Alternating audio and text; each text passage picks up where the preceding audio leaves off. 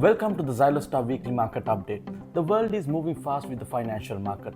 Let's reveal it with me, Mr. Amidian, and also Mr. Summer. Interesting week has formed on charts, and we're going to review it in a second. US indexes skyrocketed because of the ceasefire at the Middle East, and on the other hand, we got the GDP and PCE for the second quarter. It was optimistic. By the way, we had also the Powell testify at the Congress. Hello everyone, welcome back to another weekly market update from Xylostar. My name is Samer Raslan. I'm a senior technical analyst at the Institute, and here we are diving into markets, starting off with gold. Now, looking at gold, exactly as we anticipated in the last week, gold has retraced the trend line, and from it, it fell to the support. Now, what it may do now is an attempt to break above the trend line of this downtrend on lower time frame, and with that, it is expected to stay consolidating within this range of 3,380s and 3,280s. So this will be it about gold, and we're going to NASDAQ. Now, NASDAQ has reached its all-time highest due to optimism in the market post the pause of the Middle East situations. And technically, we have seen a beautiful breakout to the upside.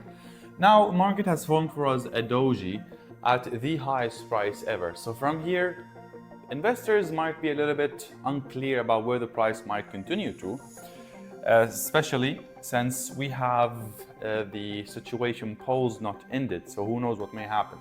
So after this doji, we can expect NASDAQ to retrace the trend line and the support after the breakout before a further continuation for better entries. So this is about NASDAQ. Now going to EURUSD.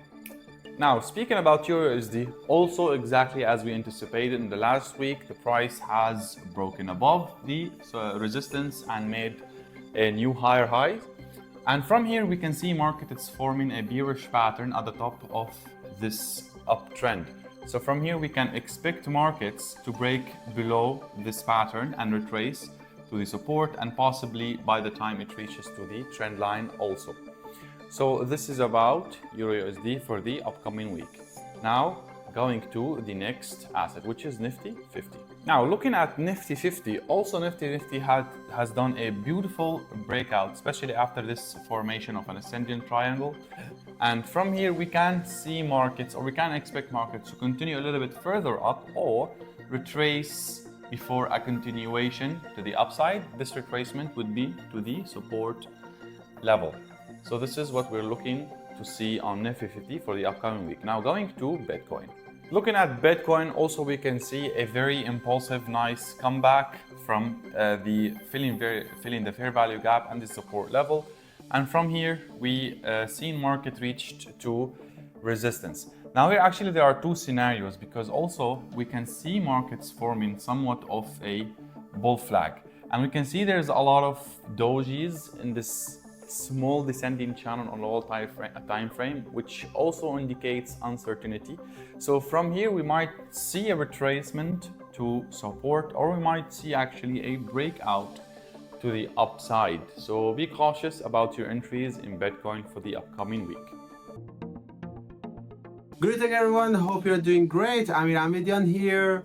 Once again, we are here to review the most crucial aspect of financial market, which is fundamental. I'm senior fundamental analyst at Xylostar head office located in Dubai, and now we are going to talk about the last week on the bigger screen. Last week we got a bunch of news and economic indicators such as PMI for the European Union at the beginning of the week. Different countries such as Germany, France, and also United States. We got the Purchasing Managers Index by the S&P Institute, and later we got the CPI numbers for the Canadian dollar and also Australian dollar on Wednesday. And after that we got the testify of Jerome Powell plus the speech, or better to say the press conference of Bailey, chairman of Bank of England, or BOE. And eventually we got the most favorite inflation gauge for the FOMC members, which is PC, or personal consumption expenditures. Let's have a look. So let's talk about these inflation and economic indicators deeply. So last week we got the US GDP. US GDP shrank by 0.5% for the first quarter of 2025. On the second revision, or better the third estimate, confirming a mild economic contraction.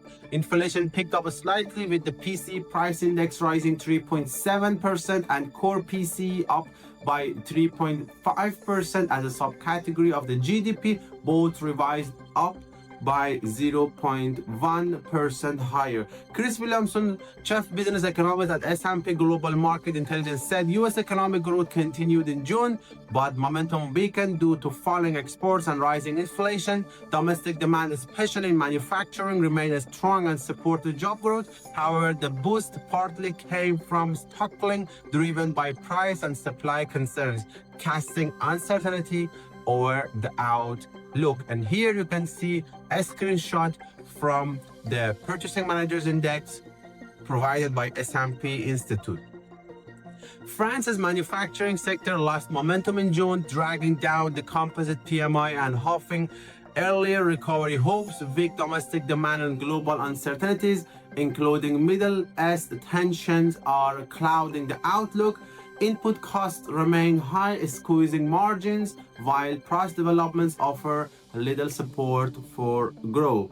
And also we had Powell testify at the Congress. Fed Chair Powell signaled caution, noting inflation is still above target but has shown progress. He emphasized the need for more data before cutting rates, keeping market uncertain.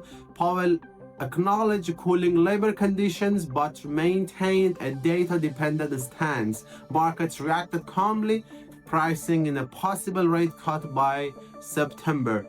From the geopolitical side, a ceasefire between Iran and Israel eased geopolitical tensions, leading investors to exit safe havens like gold, pushing its price lower.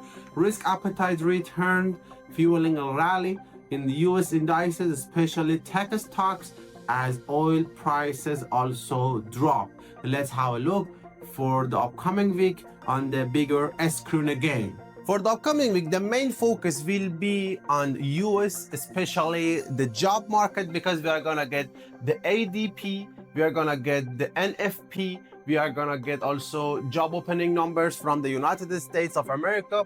And by the way, we will get some different speeches again by the central bank's chairman, like Bank of England again, like Bank of Japan, and Fed Chair Powell's speech on 1st of July, Tuesday. Stay tuned with Xylo Star. See you next week. Never run back what broke you. There are so much opportunity. Stay tuned with Xylo Star.